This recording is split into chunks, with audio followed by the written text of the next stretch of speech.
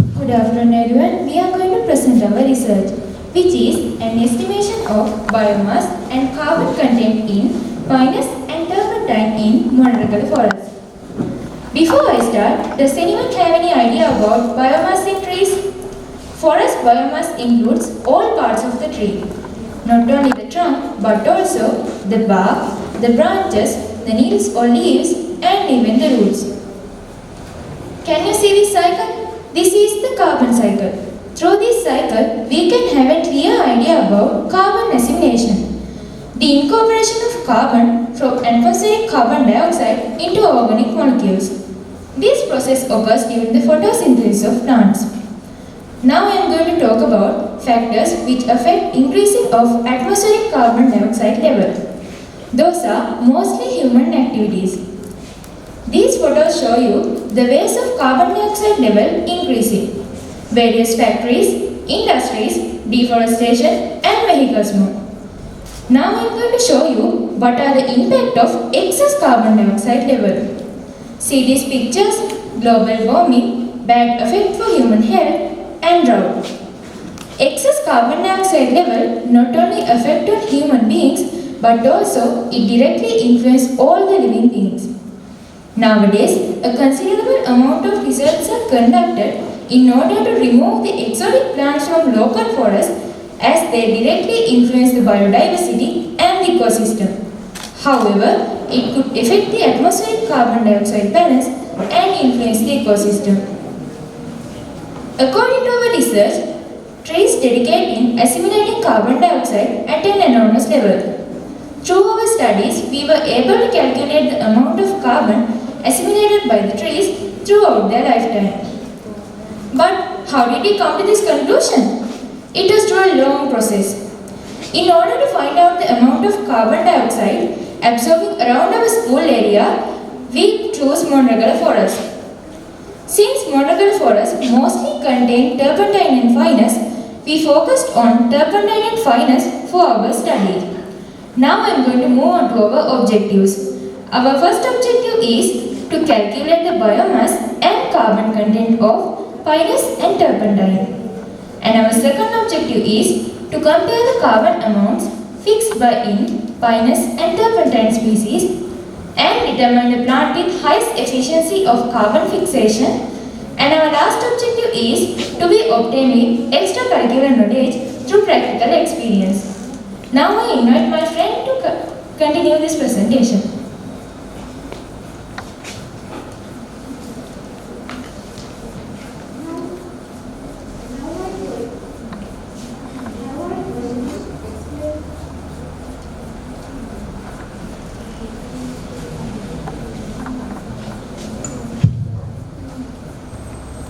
Now we are going to explain the method which we have followed to collect our data. We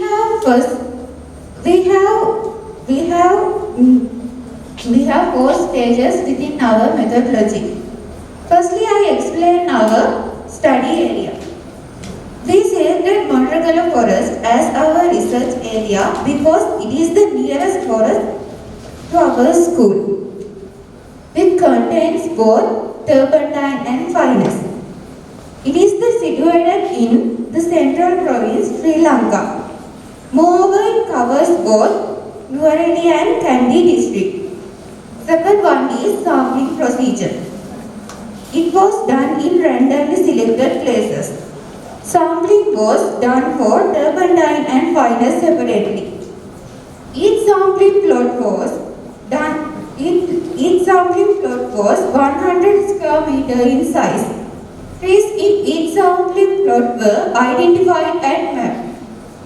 Vegetation data was recorded from 9 sampling plots at pinus area and 5 sampling plots at turpentine area.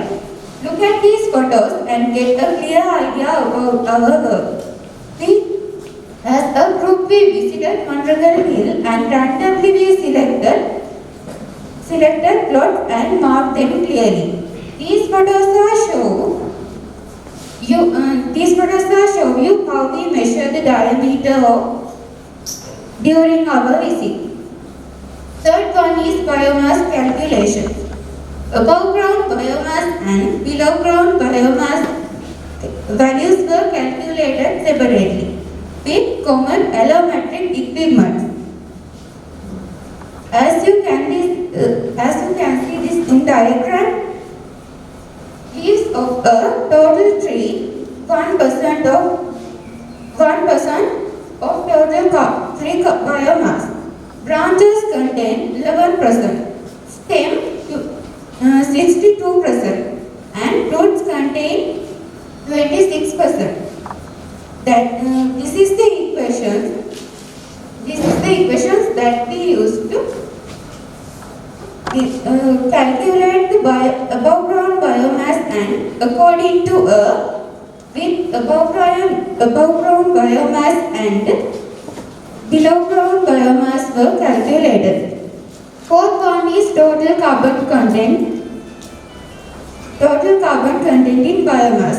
Total carbon content in tree biomass estimated as described in Intergovernmental Panel on Climate Change as 50% of carbon content in wood of tropical forest. Now I invite my friend to continue this presentation. I am going to talk about data analysis. For our studies, we selected 5 plots of turpentine and 9 plots of finance. This is the table of the data resource. All data about the finance phase are inserted to the table as the summary values are 846.46 above tons per hectares for above ground biomass and 87.2 tons per hectares for below ground biomass and finest planted areas and 1,347.44 tons per hectares for above ground biomass and 286.51 tons per hectares for below ground biomass and turpentine planted areas. I invite my friend to continue this presentation.